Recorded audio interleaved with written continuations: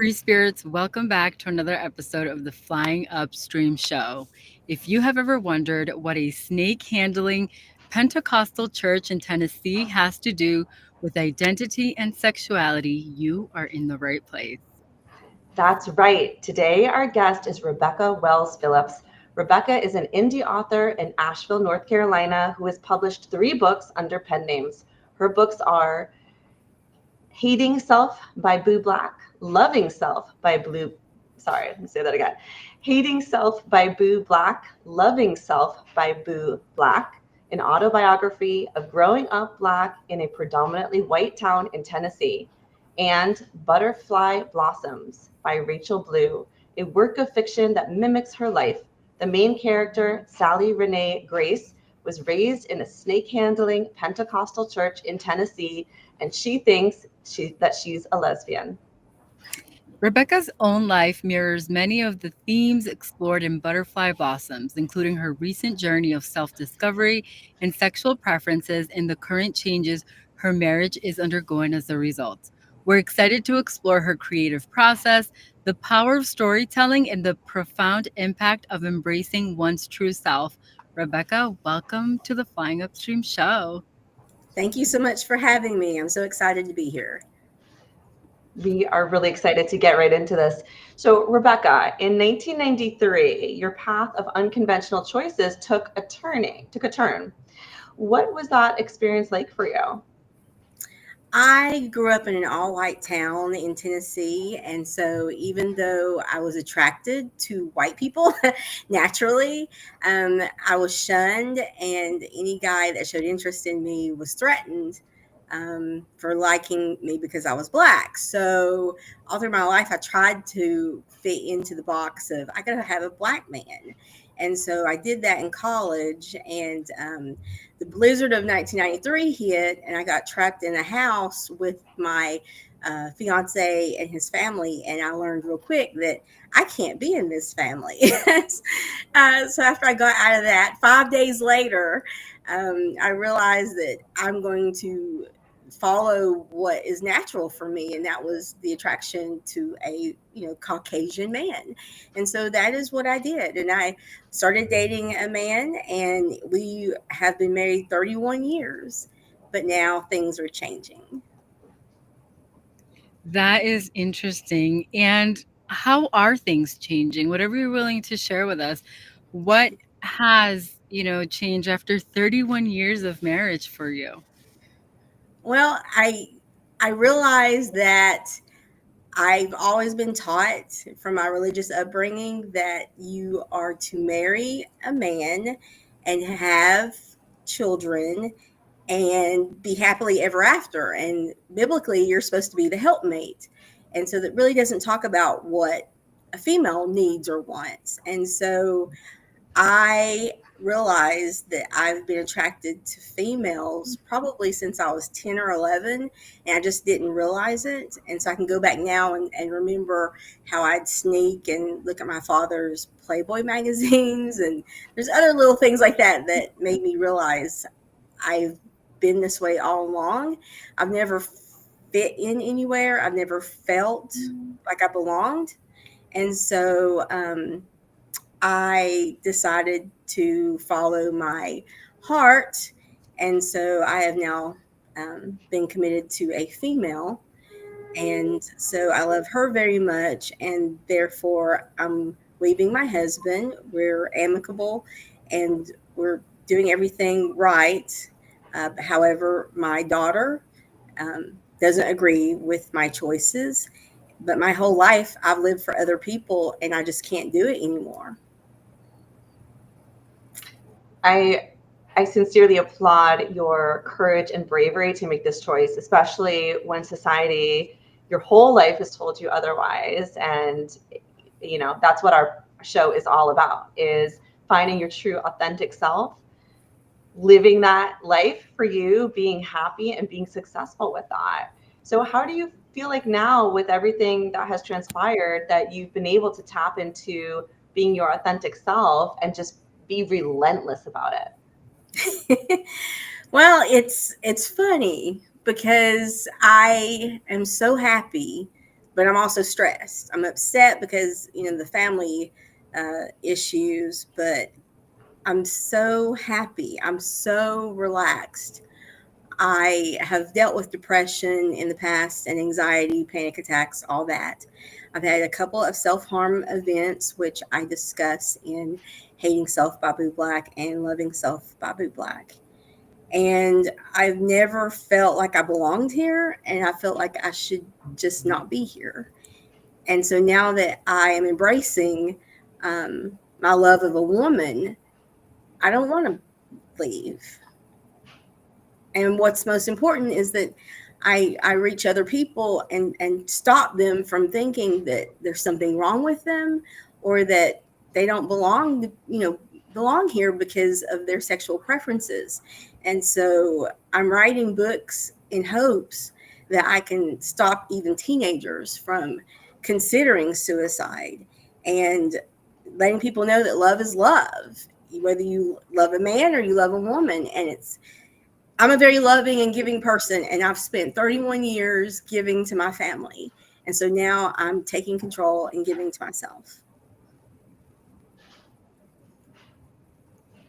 That's so beautiful and so important, right? Because you mentioned it, and it's something that we fail to see on a day-to-day basis is the pain that we cause ourselves when we're just outpouring, giving, but not filling our own cup.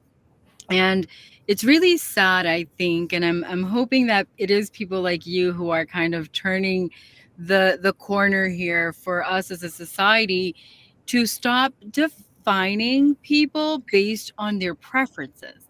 You are not just your sexuality. Like, you are a whole person.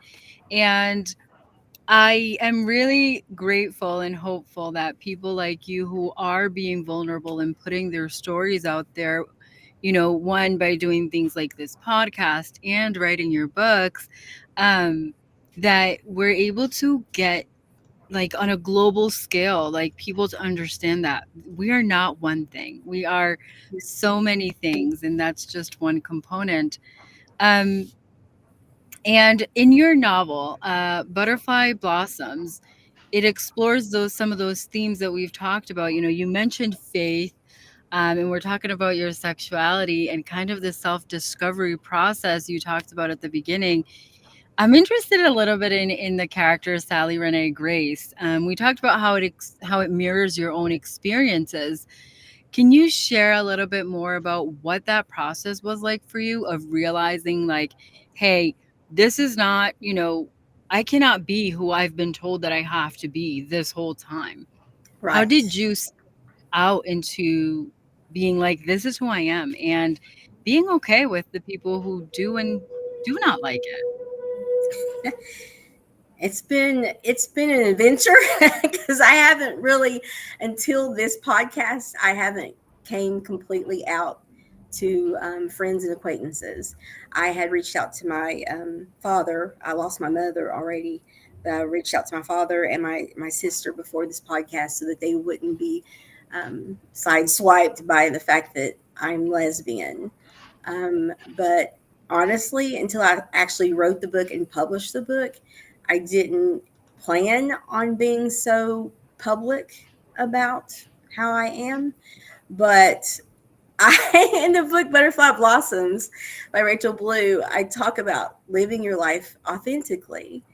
And I just felt like I've been living a lie. And how can I continue to write about my character? And so I've been trying to do the follow up book, Dragonfly Passion by Rachel Blue, but I felt like I couldn't go forward with my own life being hidden.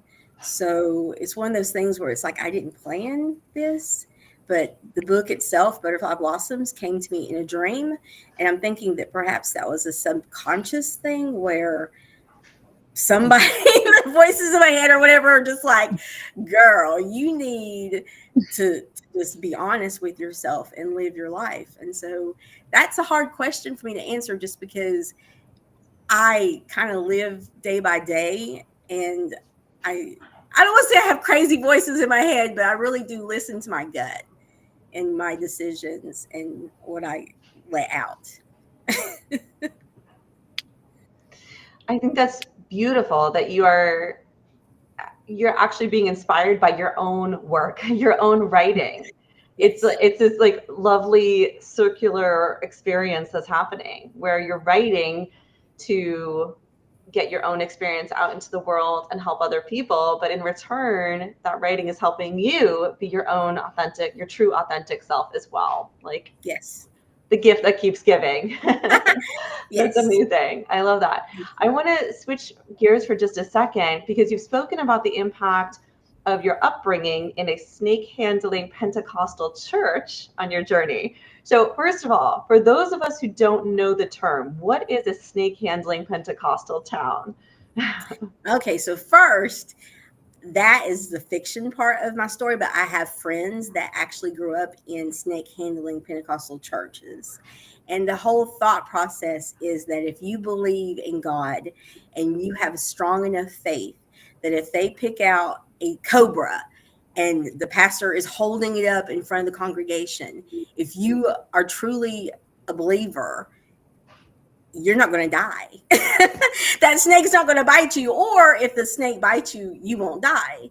And so throughout my book, I go back and forth in time where she remembers the pastors, the number of pastors that she went through, because yes, they were great believers and pastors, but they had poisonous, well, I say venomous snakes.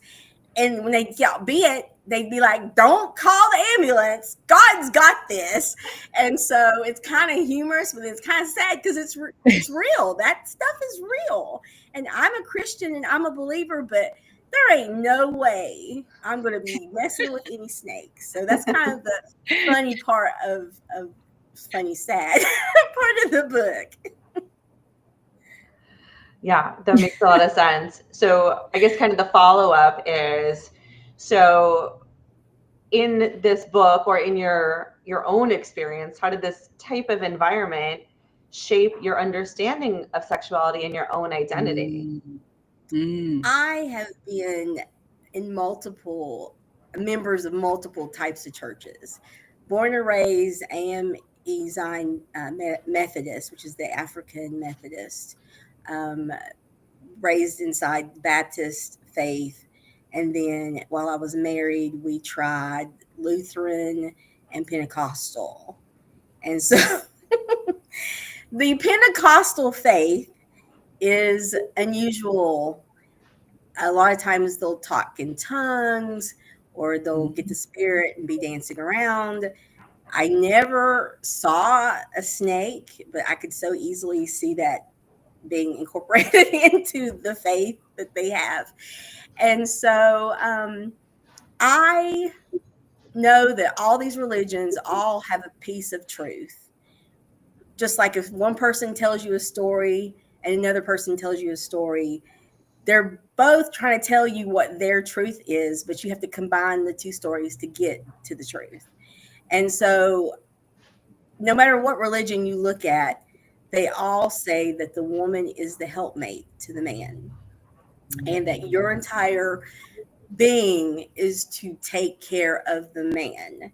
And they'll throw up that Eve, she was horrible. She got with the snake in the Garden of Eden. Because of her, they fell out of paradise, blah, blah, blah. But God knew. He knew what was going to happen. If he didn't want them to choose or her to choose poorly, he could have stopped her. And the whole thing about religion is your ability to make a choice, to choose. And so for people to say you're not a Christian because you love someone of the same sex, that's not for them to say, because one day when you meet God, it'll be on the day of judgment and he will tell you whether that was good or bad. And so I want people to understand that we can still love God and believe in Jesus Christ, but our hearts are leading us somewhere else. And as long as you love and you don't hate, then we're okay. We're fine. And so that's, I don't go to church anymore because there's these strict rules. But I had churches that didn't accept me and my husband because he's white and I'm black. So just don't listen to those people. Follow your own path. And I think love is going to get you wherever you need to be.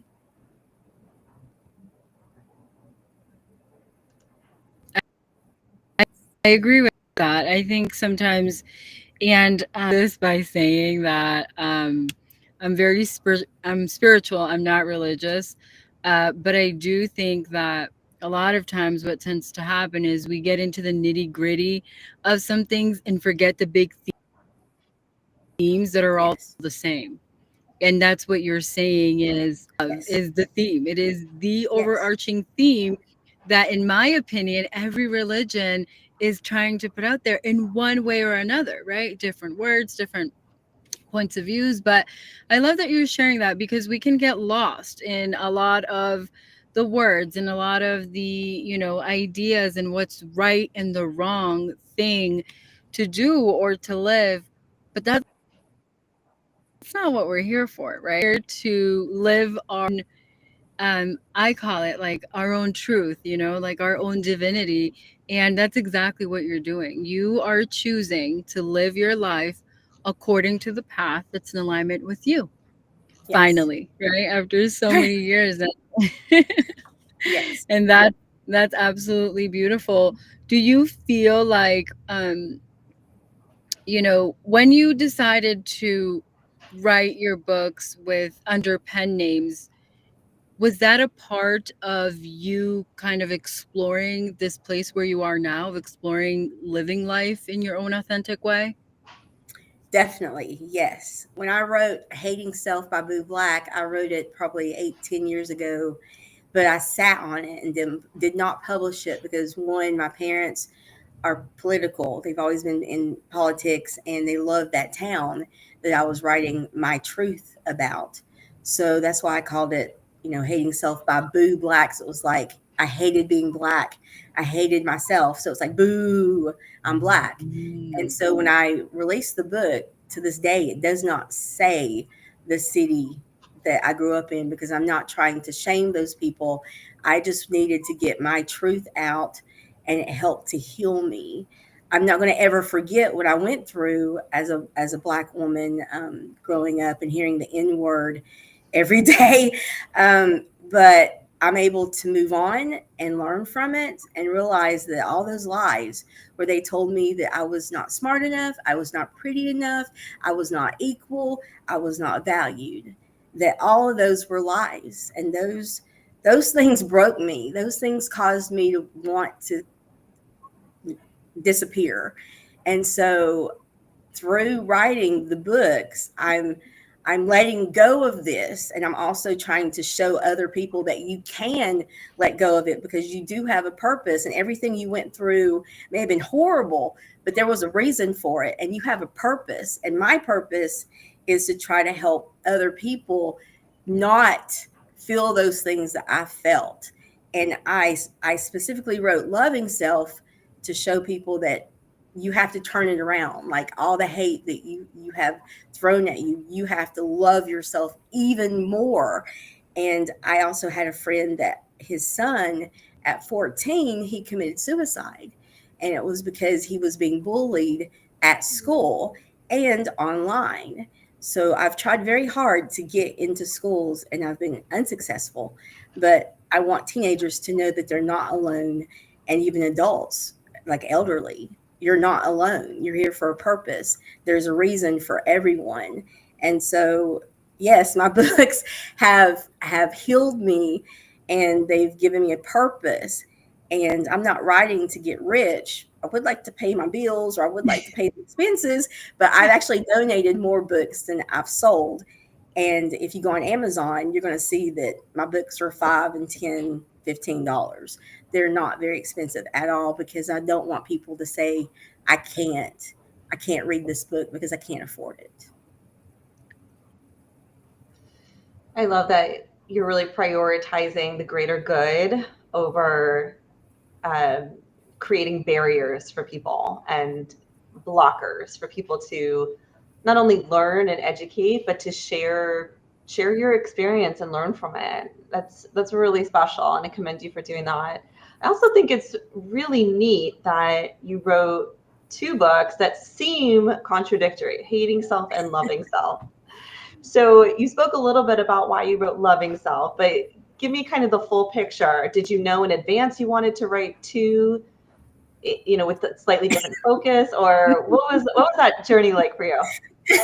I had gotten feedback from different people on Facebook, and people were not crazy about the title "Hating Self" by Big Black because they felt like it was very negative. Well, my experience was very negative, and I had to get that out. So, um, once I did that, I realized I needed to counter that so that people didn't stay in the negative, and they realized that I have grown into something more positive. So, the Loving Self is written in a diary format and actually goes through different, I guess, special dates or things of significance. And it emphasizes self care. People can't take care of other people if they don't give to themselves. So I'll say things like, I go and get my nails done once a month, or I go get a massage, it's all about taking care of me and removing the negativity in your life. No friend is a good friend if they're jealous and mistreat you. So you're better off by yourself. And I also want people to realize that you can't truly be who you're supposed to be until you are confident and comfortable in your own skin by yourself.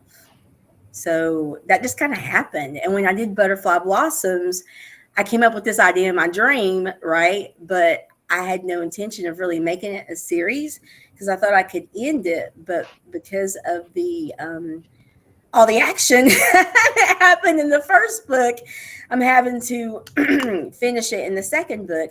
And also, originally, I wrote Butterfly Blossoms to be a young adult book. However, to set up Sally's history, I had to go into the nitty gritty and there's sexual content. So I learned very quickly that only 18 and up could read Butterfly Blossoms. So my goal is for Dragonfly Passion to still talk about the LGBTQ parts, but be less graphic with little to none of the sexual content so I can attract young adult readers.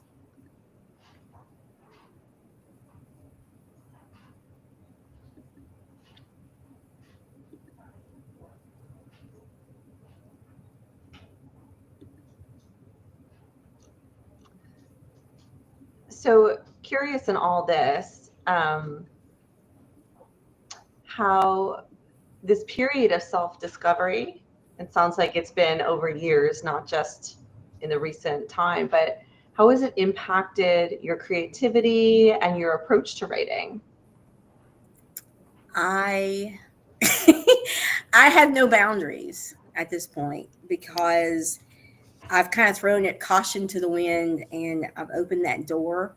And so now I feel like I can do anything, I can write about anything. And so my creativity was tested, let's say, because I didn't plan to release Butterfly Blossom so quickly, but I had voices telling me on September 25th of 2024 to release. So I went ahead and went on Amazon and I published it, released it, and then Hurricane Helene hit us the next day. So currently, I'm working. I've been trying to work on Dragonfly Passion so I can get my first young adult book out there. But Hurricane Helene has taken over my life. And so I'm writing a book called Hurricane Helene Resiliency After the Storm Part 1. And so that's all my creativity right now is gathering stories from victims, interviews, pictures, videos. Everyone's sending me information about their own experiences with Hurricane Helene. And I'm trying to get it published this year before like July, August, because I have a book festival in Sevierville, Tennessee called Happily Ever After Romance Book Festival. It's the first weekend in September. So I'm kind of under the gun right now to try to get that done. But I've also been dealing with some depression because of the fact that Hurricane Helene is still so fresh. And if you know anything about Western North Carolina, uh, things don't look good and places look like bombs went off and there's still people missing. So right now, I'm having a really difficult time because of my emotional feelings towards what people are experiencing with Hurricane Helene. So I hope that answers your question. It does. I feel inspired, and I can appreciate that you are genuinely taking into account everything around you, not just, it seems like there's been a transformation within you. Like your first books were really about your own experience and helping others, and now you're looking at this awful event that occurred and trying to bring some good out of it. Yes. Yeah, And it I really know people. feels.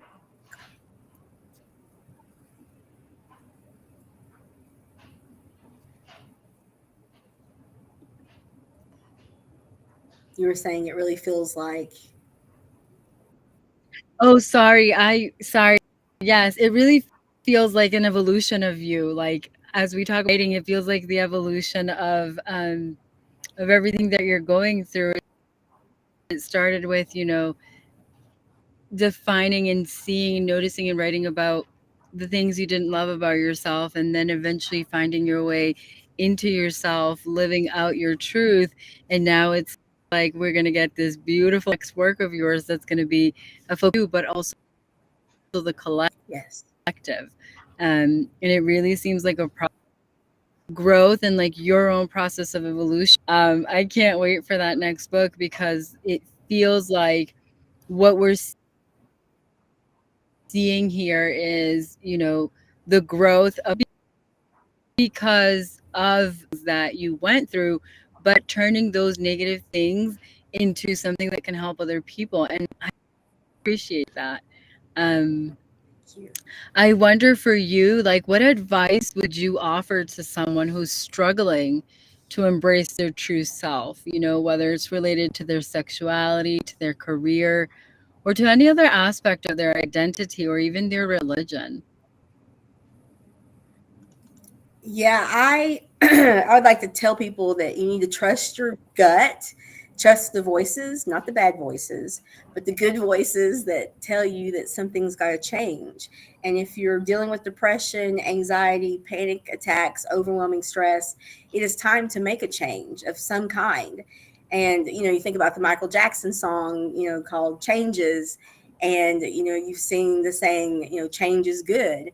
And so as long as you are in tune with yourself and you're learning to love yourself, then you're going to know when you're not feeling great and that there's something not quite right, whether it's, dislike of your career path that you've chosen, or your sexual orientation, or the person you married. You're going to know if you're having ulcers and headaches and everything else, there's something going on. And I think people need to learn to listen to their bodies. And I just want you to all be strong and be open to those changes. Thank you, Rebecca. Your story is incredibly inspiring, and I'm so grateful that you were able to share it with us today. Thank you so much for having me.